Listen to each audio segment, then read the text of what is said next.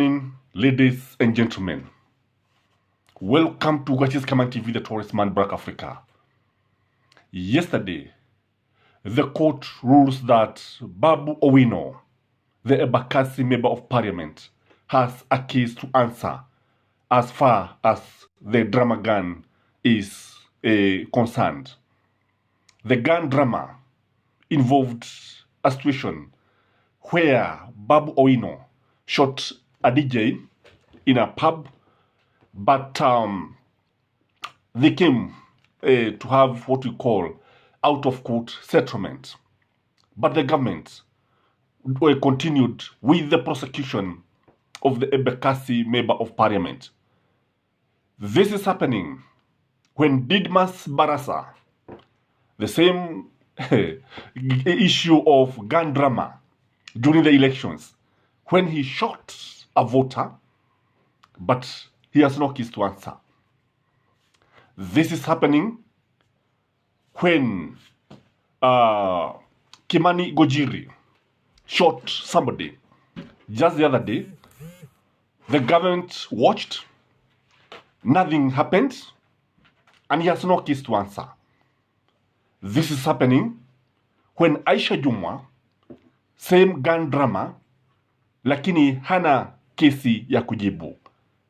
This is happening when Rigathi Gachagua billions of money were taken back to him because the former regime was doing this politically.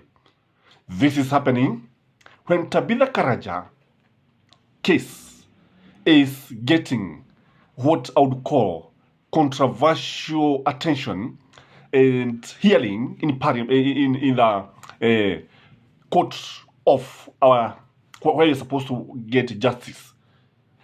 And when you look at this country, the courts leaves a lot to be desired. Indeed, the country is where it is because of two people, Martha Koome Scott and Wafula Chebukati.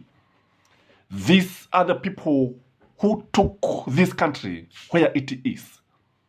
If the country was to sink, these two would be the villain. Remember, the Supreme Court ordered that servers be opened. Smartmatic company refused, citing intellectual property rights and copyrights and whatnot. They said that they would breach, I think, contracts with other countries and firms. And the court of Martha Koome went ahead, even when the servers were not opened, and declared Raila Amolo Odinga and Martha Karua's case as hot air, wild goose, and any type of adjectives that they used to describe the case. Our courts are failing this country. As one arm of the government, because we have the executive as the one that is supposed to implement the law, we have the legislature that is supposed to make and amend the law, and we have the judiciary that is expected to arbitrate cases. All these are dining with the executive. All these are becoming branches of State House. What do you kweli usemwe? Babu Owino is in Azimio. Now, when you look at it, utaona ya kwamba this case, his case, is politically motivated. His case is taking a political angle simply because Babu Owino has a future. His future is bright. His career in politics is very bright. If there is one political star that is likely to take after Raila Amolo Odinga, it is Babu Owino. If there is one person whose career is bright, it is Babu Owino. Babu Owino has a huge following. Babu Owino is very popular with the youth. Babu Owino is very charismatic. The man who was the president of student organization of Nairobi University, popularly known as SONU, does not mince words, does not sugarcoat anybody, does not sugarcoat issues. Babu Owino is one principled person. And even when the bipartisan members that are going to negotiate with Raila's team and Ruto'S team, when Azimio failed to nominate Babu Owino, many Kenyans were not happy. Many Kenyans did not take this issue rightly because Babu Owino has always been with Raila Amolo Odinga. Babu Owino carries the dreams and aspirations of youth in this country. That is why the government feels that he should be stopped. Lazima asimamishwe. Kwa sababu unapoangalia, unajua mwenye nguvu mpishe. Huo ndio ukweli wa mambo. Lakini serikali inashindwa kumpisha huyu mwenye nguvu. Because if Babu Owino was the one who was leading Azimio, I can tell you today, I doubt even if Kenyans would not have stormed State House. Because when he is talking with his tialala, tibim, sijui what, vijana what, kina mama what, when the man is talking, the man is firebrand. His politics resonate very well with the youth. His politics scares Azimio. Not Azimio, sorry for that. Scares William Samoei Ruto, Kenya Kwanza. And again, the man is extremely bright. We have seen him because he's a graduate of actuarial science. He's a lawyer. And this man has several degrees. He's a self-made politician. So the government is very much worried. And that is why you see the government interfering with his case in court so that this man can be arrested, so that this man can be stopped, so that his career can be killed. That is what is happening. Again, when you look at Babu Owino, utaona kwamba ikija upande wa maandamano, kile serikali inajaribu kufanya ni kuhakikisha kwamba wakati maandamano yatatokea, wale wafuasi, wale watu ambao wako karibu sana na Raila Amolo Odinga, those people who cannot retreat and cannot surrender, are stopped once and for all. Truth be told, that is what is happening in this case. Because we know very well that there's also been rumors that Babu Owino was to be arrested during the demonstration. Walikuwa wanataka kumtia baroni. Lakini habari zikaenea sana kwa sababu unajua Babu Owino kama tunavyojua ni mtu ambaye haogopi yeyote yule, na anasema kile ambacho anaamini ni kwamba kinafaa kusemwa na watu wanakubaliana na yale ambayo anayasema. So the government can do anything to stop Babu Owino. And when you look at Kimani Gujiri shot a person because of invading land. And this is happening at a time when the government started the issue of actually sending goons to the Northern Farm. And so now what we are seeing is a situation that is running out of hands. And before they know that they can also be victims of the same issues, because I've always opined this channel that these guys owns huge tracts of land, sababu walijibikizia mali yote, kwa sababu hawa ndio bao waliiba mali yote, mashamba yote.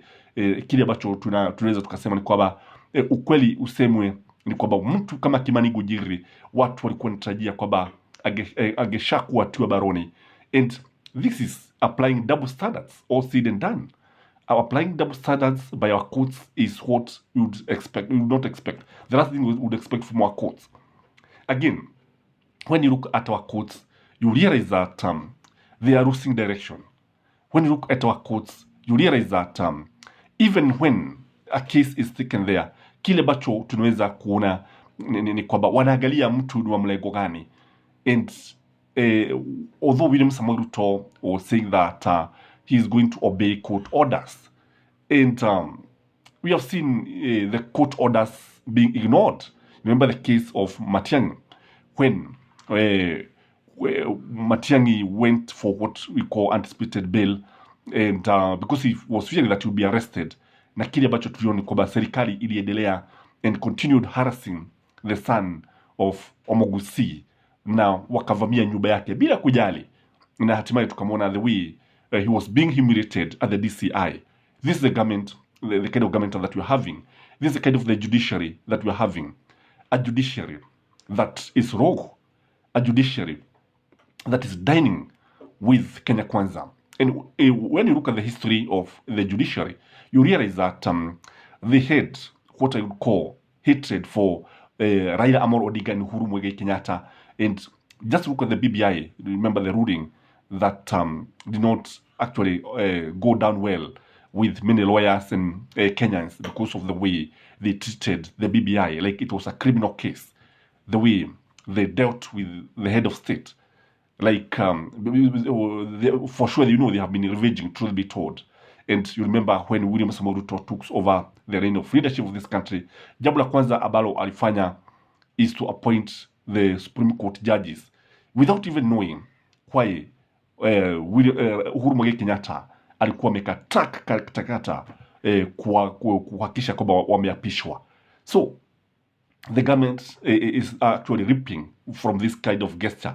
And again, kule unajua William Samoei Ruto promised to increase the funding for the judiciary, na kile ambacho tunaweza kusema ni kwamba kutokana na haya serikali sasa inavuna matunda ya kule kujaribu kuleta mapendeleo kwa taasisi ya mahakama, because you see if they are getting funding, this is when you look at it, this is trying to oil the hands of the judiciary. The executive has always been doing this. And when this is happening, we should not forget that the government is just watching as the county government collapse, because William Samoei Ruto is not very keen on devolution. William Samoei Ruto seems to be somebody who is not taking devolution very kindly. When you look at it, he's not comfortable with sharing the national cake with the county governments. And you remember, all of us knows that William Samoei Ruto has never been a supporter of devolution, because the father of devolution in this country is Raila Amolo Odinga, and that is what we are having. Why we are having all this kind of shenanigans. So by the court declaring that Babu Owino has a case to answer, then you can see that our courts have been captured by the executive. You can see that no institution has been left out, including parliament, including the civil service. Everything has been captured by William Samoei Ruto's government. I don't know what you think, but if you ask me, we have a problem with the judiciary. If you ask me, Raila Amolo Odinga should lead his demonstrations against Kome's courts. Because as Mutai Goni opined the other day, that the judiciary is also to blame, including the IBC. So let us not just blame the IBC, let us also blame the Kome's courts. This is your host, Gachie Skyman, the Towards Back Africa. Take that 1 minute, subscribe to this channel if you have never subscribed, like this video, and please may you have a blessed day. Bye-bye.